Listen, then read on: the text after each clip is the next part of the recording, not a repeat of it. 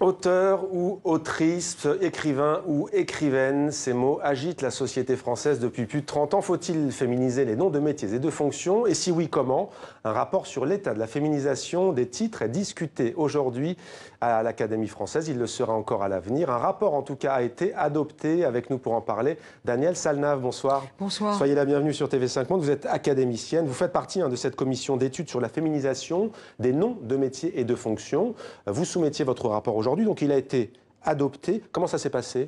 Il a été adopté. Nous avons eu une discussion assez longue le matin à la commission du dictionnaire qui se réunit le matin. Et cet après-midi, en commission plénière, le rapport a été présenté par son président, le chancelier honoraire Gabriel de Broglie, et il a été adopté à une écrasante majorité. Alors pourquoi est-ce que c'est important, selon vous, de tendre vers la féminisation de certains noms de métiers et de fonctions? Je pense que c'est indispensable. C'est lié à l'état des évolutions de la société. Les évolutions de la société qui sont commencées depuis assez longtemps, mais qui sont maintenant écrasantes, et on ne peut pas les nier, c'est que les femmes participent de plus en plus à la vie tout court, à la vie publique, à la vie professionnelle, dans les métiers, dans les fonctions. Alors qu'avant, c'était des métiers souvent acquis aux hommes. Avocats, par exemple. La preuve, c'est que les métiers où il y avait déjà des femmes depuis longtemps, elles s'étaient féminisées depuis longtemps. La boulangère, il y a bien longtemps qu'on ne se pose plus la question. Le boulanger, la boulangère, on ne se posait plus la question. Mais petit à petit, cette question s'est posée beaucoup plus généralement, avec des professions auxquelles les femmes n'avaient pas accès, ou avec des professions de plus en plus élevées, entre guillemets, si ce mot a un sens, où il n'y avait pratiquement pas de femmes. Et donc, les femmes... Et pas seulement les femmes, je pense que beaucoup d'hommes sont d'accord là-dessus. La visibilité des femmes s'impose. Donc elle ne s'imposera totalement que si les noms de leurs fonctions et de leurs métiers sont féminisés. Alors ce rapport de l'Académie française est plutôt ouvert, il n'est pas dogmatique. Qu'est-ce que vous préconisez concrètement? Alors ce n'est pas un rapport au fond de préconisation. C'est un rapport qui est très ouvert. L'idée fondamentale du rapport, c'est qu'on ne peut pas décréter, ni dans un sens ni dans l'autre, quand il s'agit du langage. On ne peut pas forcer le langage à dire ce que l'usage n'a pas encore proposé ou n'a pas encore accepté, et on ne peut pas non plus freiner ce qui s'impose. Si je suis contre le mauvais temps, d'accord, mais ça ne fera pas arrêter la pluie. D'accord, je peux être en désaccord, mais si l'usage le propose et finalement l'impose, l'Académie doit absolument l'enregistrer. Depuis le début, c'est ce qu'elle fait depuis le début, c'est pas nouveau. C'est ça son histoire. Examiner l'usage, entériner l'usage qui lui paraît installé et correct. Donc le critère que vous avez retenu, c'est le bon usage au fond. Alors le bon usage, c'est très compliqué parce que le bon usage pendant longtemps, 16e, 17e, 18e siècle, c'était l'usage d'une catégorie, on disait, de la ville et de la cour. Maintenant, nous avons considérablement ouvert. Nous avons un dictionnaire dans lequel l'argot, les formes familières, les formes, argotiques, parfois même triviales, sont parfaitement présentes. Donc l'usage, ça veut dire l'usage au sens large. Alors je vais vous citer quelques... Si par exemple, dans une entreprise, les filles disent « la chef », m'a mis quelconque recommandation, la chef, elle dit la chef. Et c'est normal de dire la chef. Alors on va quelques exemples. Alors donnez-moi alors on va ambassadeur, ambassadrice, là c'est tranché. C'est-à-dire, la question de l'ambassadeur, ambassadrice, pour l'instant, on est encore dans une hésitation double. Pourquoi? Parce qu'il y a encore des femmes d'ambassadeurs qui veulent être appelées ambassadrices. C'était le cas.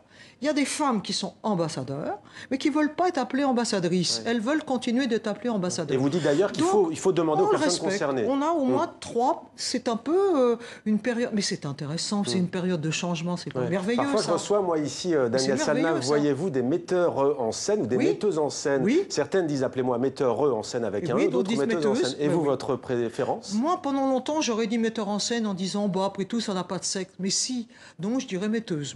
Auteur, autrice? Alors, autrice, j'aime beaucoup. Autrice a existé il y a longtemps, au 17e, 18e, puis il a disparu. Il revient. Pourquoi il a disparu? Mais je ne sais pas. Voilà, c'est ça l'usage, on ne sait pas. Regardez Doctoresse, qui a disparu.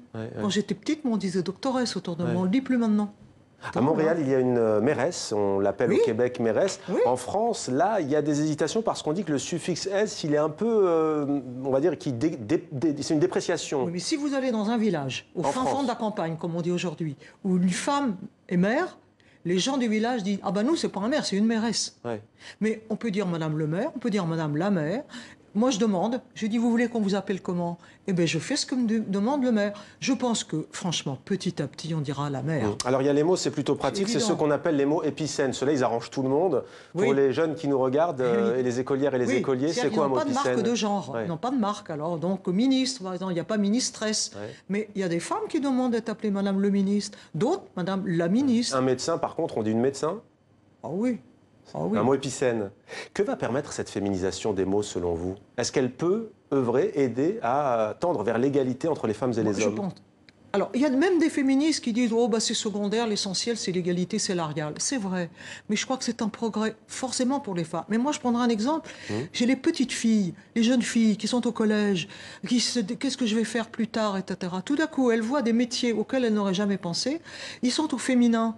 Ah ben tiens, je pourrais peut-être travailler dans ce sens. Si l'écolière entend pompier, elle dira c'est pas pour moi. Si elle entend pompière, elle va peut-être plus. Oh, ça c'est pas sûr, sauf si vraiment elle a une folie de vouloir être pompier. C'est un exemple, c'est possible. Mais il est clair que la féminisation va contribuer forcément à l'égalité, forcément. Sortir d'un malaise linguistique aussi, selon vous, c'est ça?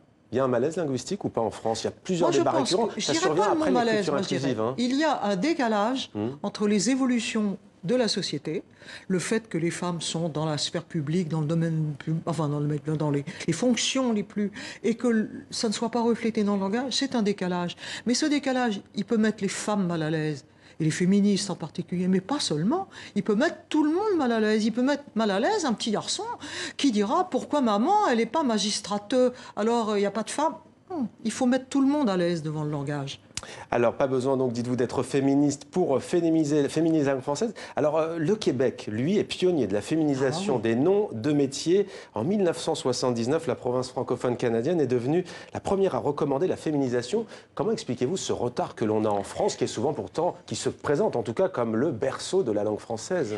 Il est clair qu'en France, ce qu'on a vu, c'est que les femmes, lorsqu'elles accédaient pour la première fois à une fonction qui d'habitude était réservée aux hommes, n'avaient pas envie qu'on la féminise. Édith Cresson n'a pas voulu qu'on l'appelle première ministre. Elle était premier ministre.